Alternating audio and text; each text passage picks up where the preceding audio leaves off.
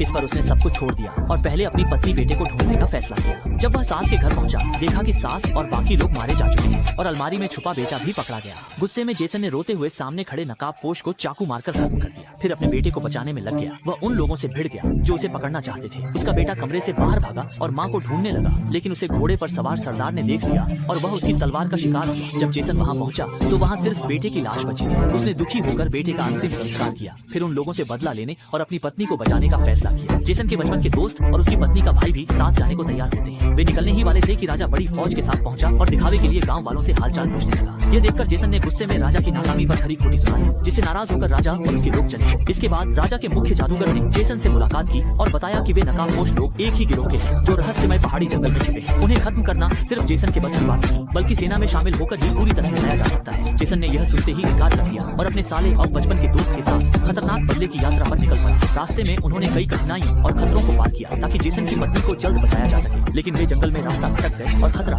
चुपचाप करीब आ गया। जमीन पर हरी बेलें आगे बढ़ने लगी और आसमान में कभी-कभी इंसानी आकृतियां दिखने लगी। जेसन और उसके साथी आवाज सुनते ही सतर्क हो गए, लेकिन अगले ही पल जमीन पर हरी बेलों ने उनके पैरों को जकड़ लिया और जल्दी ही उन्हें हवा में लटका। तीनों के संभलने से पहले ही जंगल में हरे लाल फूल उगाए और उनके साथ परियों का झुंड धीरे-धीरे उतरने लगा। उनका आकर्षक अंदाज देखकर जेसन का कुंवारा दोस्त बहुत उत्साहित हो गया और वह उनमें से एक को घर ले जाकर पत्नी बनाना चाहता था। लेकिन उसी समय एक और महिला धीरे-धीरे नीचे उतरी और हरी बेलों के सहारे जेसन के सामने आई। वह जानना चाहती थी कि वे लोग यहाँ किस मकसद से आए हैं। जेसन ने ध्यान से देखा तो पाया कि वह महिला वॉश एंड ब्लो स्टाइल की थी, जो उसकी पसंद का टाइप नहीं थी। इसलिए उसने बूमरैंग फेंककर पैरों की हरी बेलें काटी और स्टाइलिश अंदाज में जमीन पर उतर गया।